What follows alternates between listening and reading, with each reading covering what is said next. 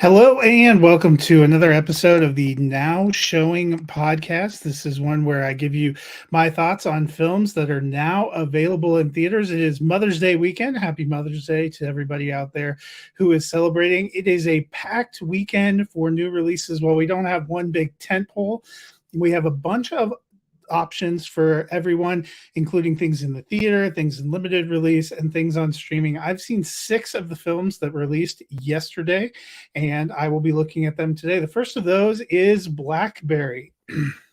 It's hard to remember in our modern world, but there was a time when our phones, even our cell phones, were just a means of making voice calls.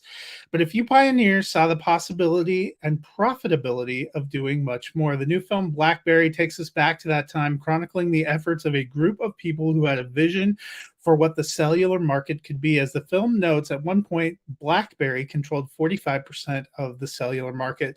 Now it's a relic that only some seem to remember fondly. How did it come into being and how did it get into so many hands? That's what this new film, which opened in limited release Friday, seeks to tell. The film is based on Sean Silkoff's book, Losing the Signal, the untold story behind the extraordinary rise and spectacular fall of BlackBerry.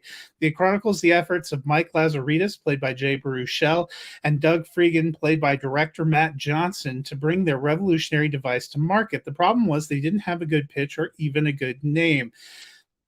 Enter Jim Balasiel, played by Glenn Howerton, who had business savvy enough to bring the device to market. After putting up the capital, even mortgaging his own house, he bet it all on BlackBerry and worked with Mike to make it a hit. It was a device that changed the market, a piece of technology everyone wanted to get their hands on, but after some incredible success, the fall was just as rapid and dramatic. Shady business dealings, a failure to adapt to the market, and the crumbling of friendship soon led to the company's demise. And today, as we all know, it controls 0% of the cell phone market. All of it is captured in this film. Johnson not only serves as the star, but as I mentioned, he directs the film. He brings a good energy and sense of pace to the project. He also leans into the stars. Baruchel, who's used to playing different supporting roles, is empathetic here as Mike. He carries the role and the character forward well, but the real star for me was Howerton, who brings a fierce energy to the role of Jim. Some of his scenes got the narrative humming, especially when he's playing off the more reserved energy brought by Baruchel.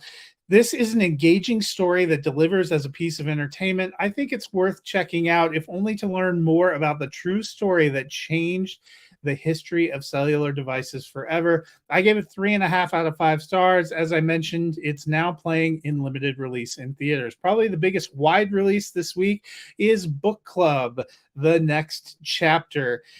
This is the second week of the summer season, and it features an onslaught, but without a big release, this is probably the one that figures to be the most popular during Mother's Day weekend. It's an offering that's geared toward the female audience. It's a sequel to the film Book Club, which was released in 2018. That film followed four lifelong friends whose lives changed after reading 50 Shades of Grey. It's an interesting setup, but it worked mostly because of the connection of the stars, played by Jane Fonda, Candice Bergen, Mary Steenburgen, and Diane Keaton. Now, 5 years later, we get the follow-up. The film picks up in the present. It begins by showing how the quartet survived life in a pandemic, keeping the book club connection alive via online meetings. Finally able to meet again in person, Vivian, played by Jane Fonda, shares some big news. She and Arthur, played by Don Johnson, are getting married. That starts them down the path of memory lane. And quickly, they settle on a trip to Italy. The suggestion becomes something of a bachelorette trip of sorts, and after thinking on it, they work out all the details, and the four embark on this journey. It doesn't go as expected, but it's time for them to reflect, bond, and share an adventure together. You get the nature of this film through the marketing campaign. There's kind of precious few surprises. It's mostly about having time with these characters and seeing how they've progressed from when we left off. Most are still dealing with the same issues, still wrestling with how they want to live their lives, especially now that they're firmly kind of in those retirement years. The four stars have good chemistry together, which helps. There are some laughs and some fun locations.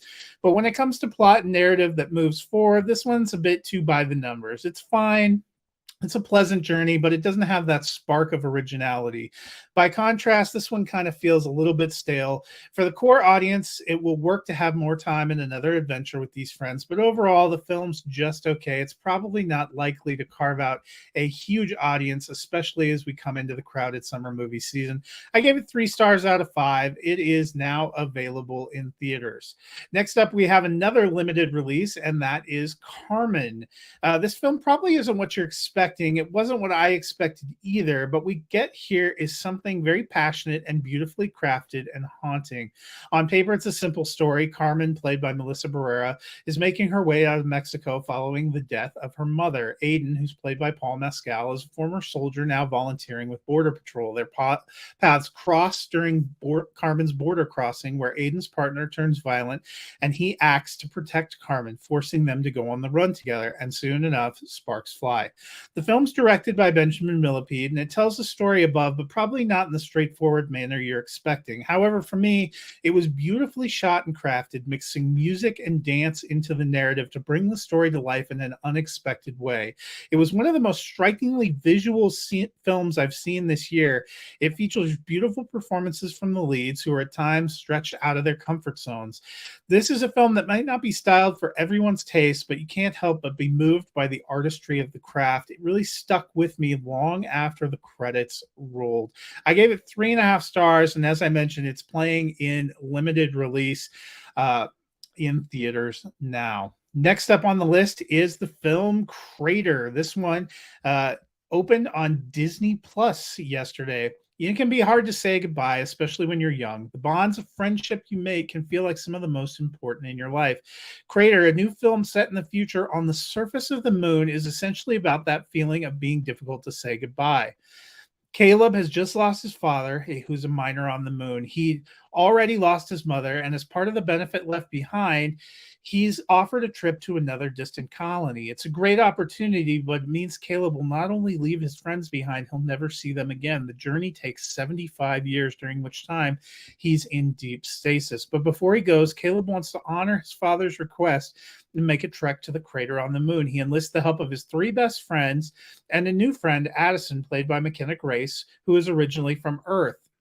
They strike out on the journey, and it changes all their lives.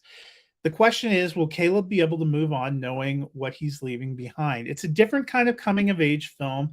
It brings these kids together with an uncertain future, and a long it had a long process going from the script phase to getting to the screen, but the finished product we get here is something that's sweet and engaging at times. Well, it's set in the future in a time when we've colonized Mars and far off locations. The themes are universal. This is about friendship and the bonds that come from the family we choose. The adventure together is only part of the journey. I was kind of moved mostly by the ending segment when we see what happens. It was a very emotional and satisfying way to conclude, and I hadn't expected that exactly based on what came before. It's a solid piece of family friendly entertainment. It offers an interesting journey and some solid visuals and an okay story. I enjoyed it for what it is. For those who are looking for a little something different you can watch at home, I gave it 3 out of 5 stars. As I mentioned, it is now streaming on Disney Plus. The next offering this weekend is another streaming film, this one on Netflix, the aptly titled The Mother.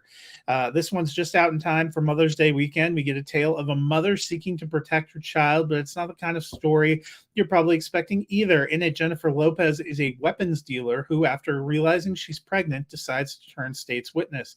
Things don't go as planned, however. Once her child's born, she gives it up for adoption, goes into hiding, but she makes her FBI agent handler, played by Omari Hardwick, promise to contact her if her daughter is ever in danger. When that message comes, she doesn't hesitate to spring into action. This is a solid action film. It comes from director Nikki Caro. It has a strong cast and some promise. I didn't think they used their supporting cast that well. Gael Garcia Bernal and Joseph Fiennes are in here. They have kind of shoulder shrug roles that feel very by the numbers. Lopez is solid in the lead role as the titular mother, but the narrative drags. It felt a little bit too long. Some of the action sequences are interesting, but overall, it's just okay. For those that are looking for kind of a passable, fun action film from the comfort of your home, this one probably works to fill that niche. I gave it 2.5 out of 5 stars. As I mentioned, it is now playing on Netflix.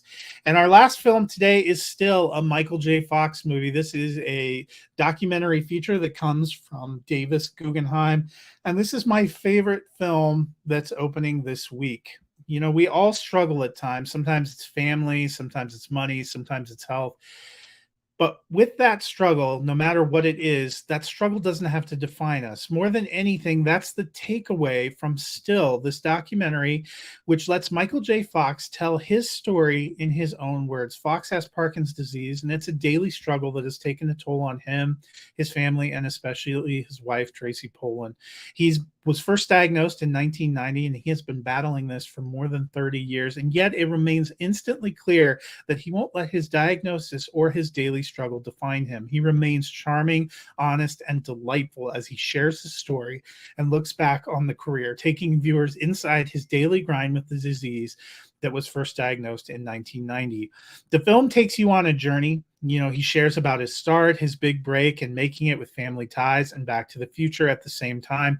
He chronicles meeting his wife, his career arc, and the diagnosis that changed everything. Through it all, he's open, honest, and immensely entertaining. I've enjoyed Fox as a performer for a long time. I've seen Back to the Future countless times, and I've always admired his comedic style and performance. It's quite possible I admire him more now, having heard this story through the film. It's a great documentary. A great documentary tells you a story and connects you to its subject, and this one does just that. You're instantly drawn into Fox's story, and the way it intercuts with footage and projects from his career helps give it energy.